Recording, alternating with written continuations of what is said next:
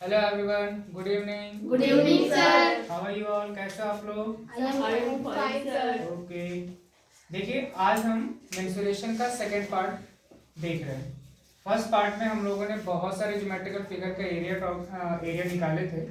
आज हम लोग देखेंगे क्या कुछ कुछ ज्योमेट्रिकल फिगर का एरिया कैसे फाइंड आउट करते हैं। तो सबसे पहला आज हम देखेंगे रोम्बस के बारे में। किसके बारे में देखेंगे?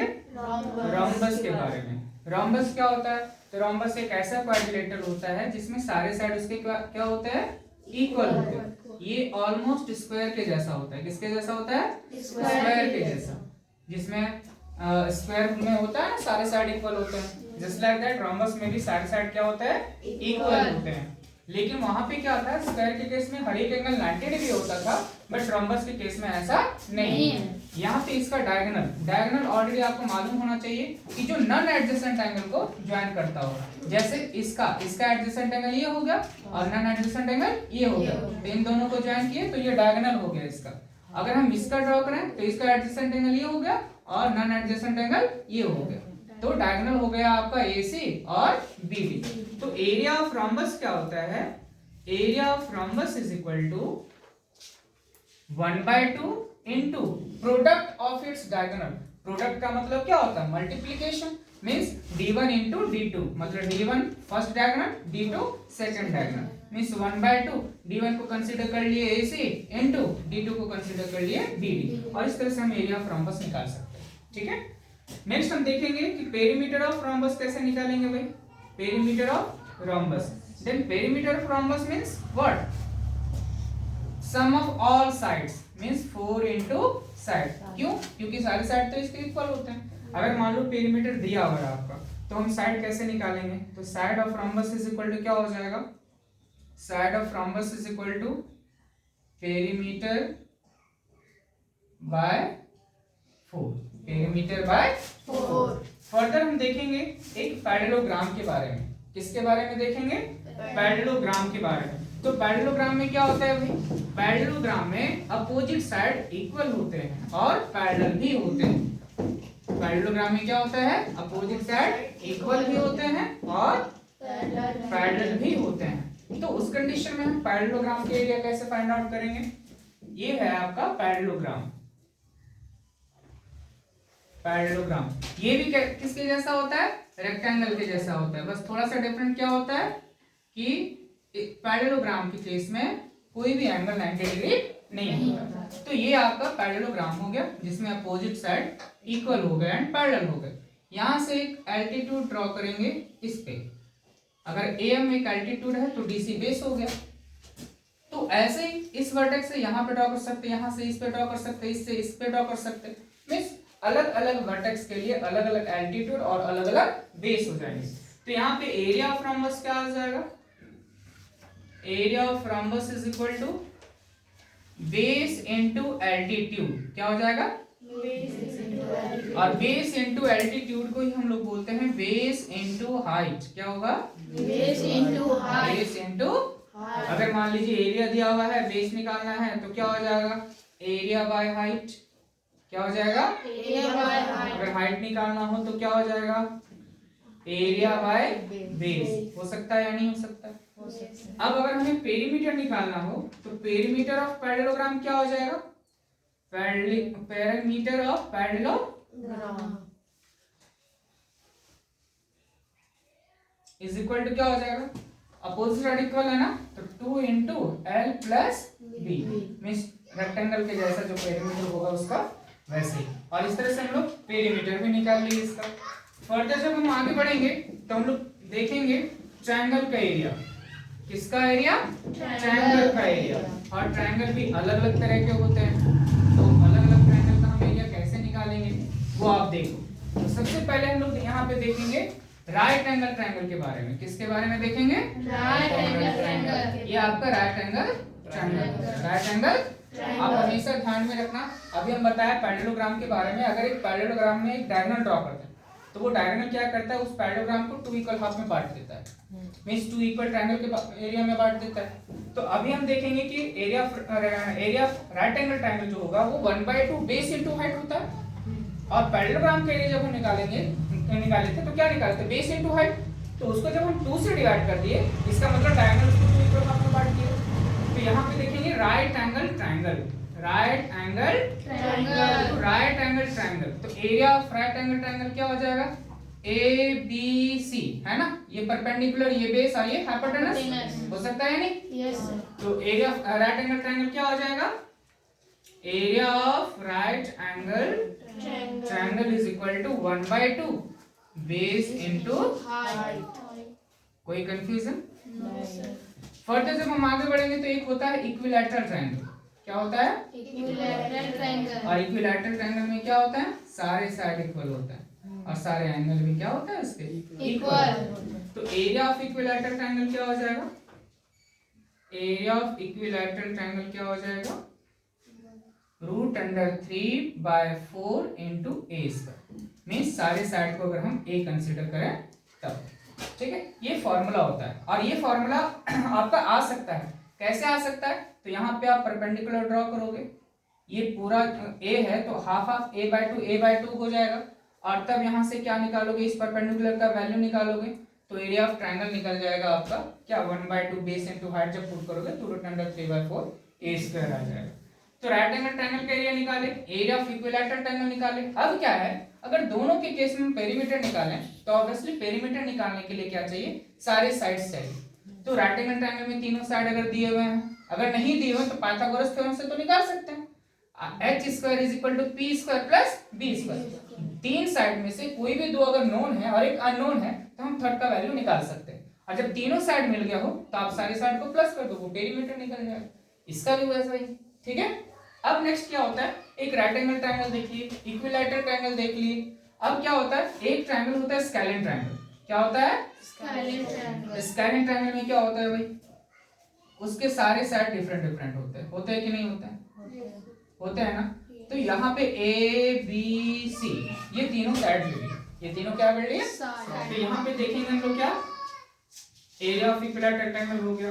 अब आगे देखेंगे स्केलिन ट्रायंगल। स्केलिन ट्रायंगल, तो स्केलिन ट्रायंगल में क्या होता है? All sides are different, all sides are different. तो सबसे पहले इस स्केलिन ट्रायंगल का एरिया निकालने के लिए हमें पेरीमीटर चाहिए और पेरीमीटर क्या हो जाएगा? a + b + c, क्योंकि ये तीनों साइड्स हैं और उसका जब हाफ कर देंगे तो सेमी पेरीमीटर कहलाएगा।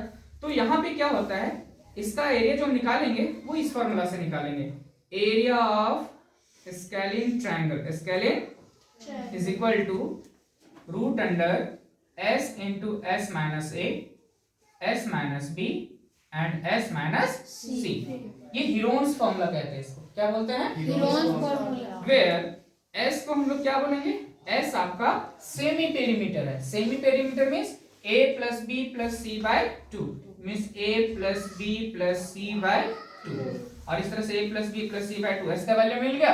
अब तीनों साइड का तो वैल्यू दिया रहेगा तो हम इजी वे से एरिया ऑफ स्केलिन ट्रायंगल निकाल सकते हैं। लेकिन अगर हमारे पास आइसोसेलेस ट्रायंगल है तो हम आइसोसेलेस ट्रायंगल का एरिया कैसे निकालेंगे वो हमें देखना है। किसका एरिया निकालना है? आइसोसेलेस और ट्रायंगल। आइसोसेलेस ट्रायंगल में क्या होता है?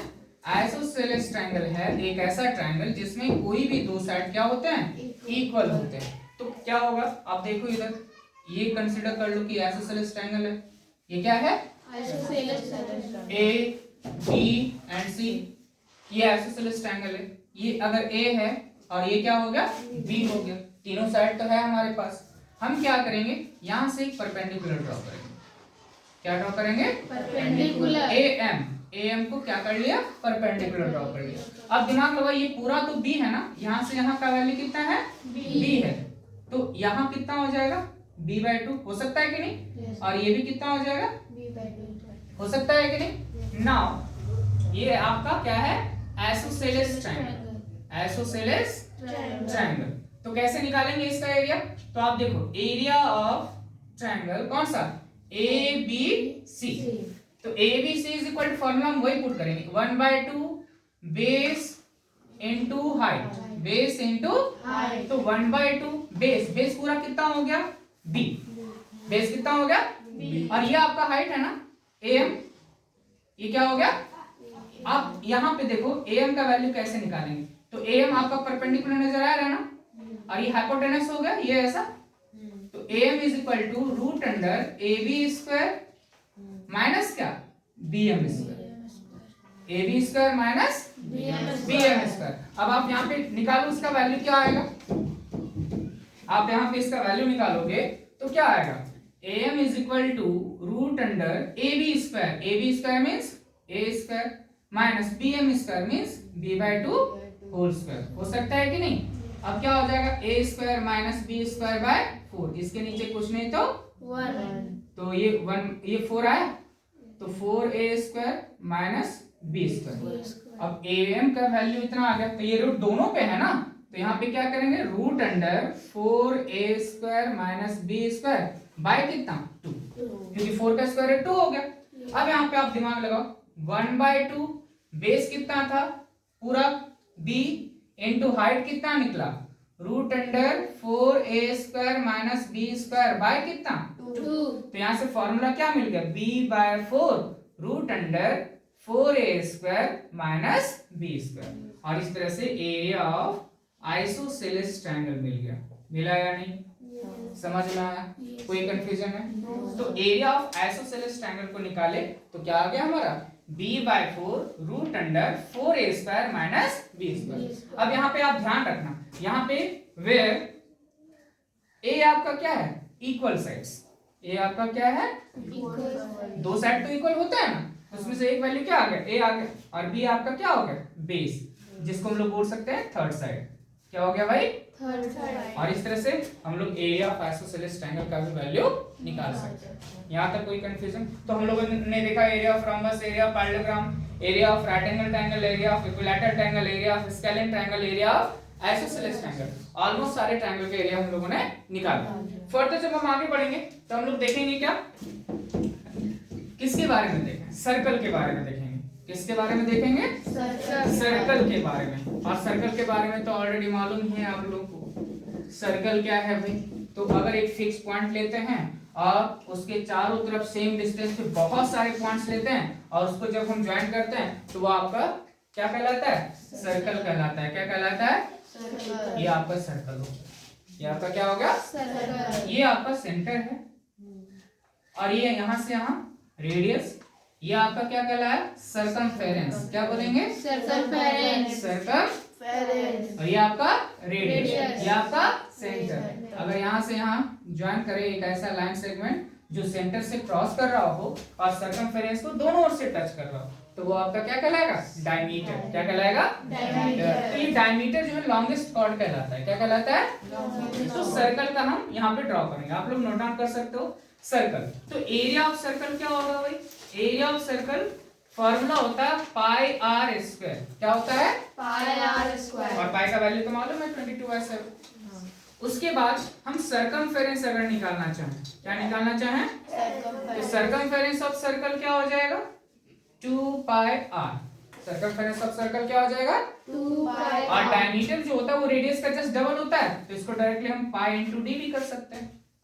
अगर हम इस सर्कल को दो पार्ट में बांट दें, तो दो पार्ट में जब बांट दिए तो ये क्या कहलाया, सेमी सर्कल कहलाया। क्या कहलाया, सेमी सर्कल। तो सेमी सर्कल का एरिया क्या हो जाएगा, तो सर्कल का जो एरिया होगा उसका हाफ, तो क्या हो जाएगा, सेमी सर्कल का एरिया, area of semicircle is equal to, area of semicircle is equal to pi r square by, pi r square by. और अगर हम इसका पेरीमीटर निकालें, क्या निकालें, पेरीमीटर ऑफ सेमी सर्कल, तो थोड़ा दिमाग लगाना, हम एरिया में तो हाफ कर दिए, तो सेमी सर्कल का अगर हम पेरीमीटर निकालें तो सर्कमफेरेंस का जो सर्कल होता है, सर्कल का जो सर्कमफेरेंस होता है वो 2 पाई आर होता है। अगर हम उसको 2 से डिवाइड कर दिए तो सिर्फ इसका वैल्यू, ये सेमी सर्कल, ये इस आर्क का वैल्यू सिर्फ क्या आएगा, पाई आर आएगा, लेकिन इसका लेंथ भी तो आना चाहिए। तो पेरीमीटर ऑफ सेमी सर्कल जो है वो क्या हो जाएगा, pi r plus B, pi r plus. और इसी सेमी सर्कल को अगर हम एक और पार्ट में बांट दें तो आपका ये ऐसा ऐसा कहलाएगा ये, और इसको हम लोग बोलते हैं क्वाड्रेंट। क्या बोलेंगे, क्वाड्रेंट। क्वाड्रेंट मींस पूरे सर्कल का फोर्थ पार्ट। देखो यहाँ पे पूरे सर्कल का क्या है, फोर्थ पार्ट है, तो फोर्थ पार्ट है, तो इसका कैसे निकालेंगे भाई, तो एरिया ऑफ क्वाड्रेंट, ये क्वाड्रेंट है, इसको क्वार्टर भी बोलेंगे, तो area of quadrant is equal to pi r square by 4। Area of quadrant is equal to pi r square by 4। यहां तक क्लियर है? कोई कंफ्यूजन है? तो हम सर्कल देखे, सेमी सर्कल देखे, और उसका नेक्स्ट जो पार्ट था वो क्या है? क्वाड्रेंट के बारे में देखे। एक पार्ट आपका छूट रहा है, उसको हम लोग स्फेयर बोलते हैं। स्फेयर का हम लोग एरिया नहीं निकाले थे और उसका वॉल्यूम भी नहीं निकाले थे। आप फर्स्ट वीडियो में देख सकते हो, फर्स्ट पार्ट जब का जो मेंसुरेशन का हम वीडियो अपलोड किए थे उसमें सबके बारे में बताए थे, बट स्फेयर के बारे में नहीं बताए थे। स्फेयर जो है वो एक आपका 3 डायमेंशनल फिगर है। वो क्या है? जैसे बॉल होता है ना, क्रिकेट बॉल, फुटबॉल, वो आपका स्फेयर है। तो ये आपका रेडियस हो गया, तो ये स्फेयर हो गया। क्या हो गया भाई? स्फेयर। तो एरिया ऑफ स्फेयर, हम एरिया ऑफ स्फेयर को सरफेस एरिया ऑफ स्फेयर बोलेंगे, टोटल सरफेस एरिया इसी को बोलेंगे, और कट सरफेस एरिया इसका नहीं होता है। ठीक है, एरिया ऑफ स्फेयर क्या हो जाएगा? फॉर्मूला होता है 4 पाई आर स्क्वायर। क्या होता है? 4 पाई आर स्क्वायर। और अगर हम इसका वॉल्यूम निकालें तो वॉल्यूम ऑफ स्फेयर क्या हो जाएगा? 4/3 पाई आर क्यूब। क्या हो जाएगा? 4/3 pi r cube. 4/3 pi r cube. कोई कंफ्यूजन है यहाँ तक? फर्दर जब हम आगे बढ़ेंगे तो हम देखेंगे क्या, इसको जब 2 इक्वल हाफ में बांट देंगे तो एक हेमी स्फेयर बनेगा। क्या बनेगा? Hemisphere. Hemisphere. तो ये आपका हेमी स्फेयर हो गया। Hemisphere. तो एरिया ऑफ हेमी स्फेयर क्या हो जाएगा भाई? एरिया ऑफ हेमी स्फेयर क्या हो जाएगा? 2 पाई आर स्क्वायर। क्या हो जाएगा? स्फेयर का ही हाफ कर दी। अगर हम इसका टोटल सरफेस एरिया निकलेगा, बाउल होता है ना, कटोरा जो होता है वो हेमी स्फेरिकल शेप का है, तो अगर उसको हम पैक करते हैं ऊपर से तो टोटल सरफेस एरिया निकल जाएगा। तो ये आपका हम बोल सकते हैं कर्व सरफेस एरिया। क्या बोलेंगे? Curve surface area of sphere. Curve surface area of sphere कितना हो गया? 2 पाई आर स्क्वायर। अगर हम टोटल सरफेस एरिया निकालेंगे स्फेयर, हेमी स्फेयर का, total surface area of hemisphere, किसका निकाल रहे हैं? Hemisphere. Curve surface area of hemisphere. Curve surface area of hemisphere is equal to 2 pi r square. Total surface area of hemisphere is equal to क्या हो जाएगा? ये 2 pi r square तो सी से है, plus top का area हम plus कर दिए, मतलब पाई आर स्क्वायर कर दिए, तो क्या हो जाएगा? 3 पाई आर स्क्वायर। और इसी का जब हम वॉल्यूम निकालना चाहें तो volume of hemisphere is equal to क्या हो जाएगा भाई?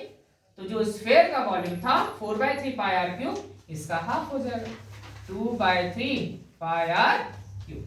कोई कंफ्यूजन है यहाँ तक? No sir. तो आज हम लोग यहाँ तक देखे, हेमी स्फेयर का भी देखे, स्फेयर का भी देखे। Okay, thank you everyone. मिलते हैं फिर नेक्स्ट वीडियो में।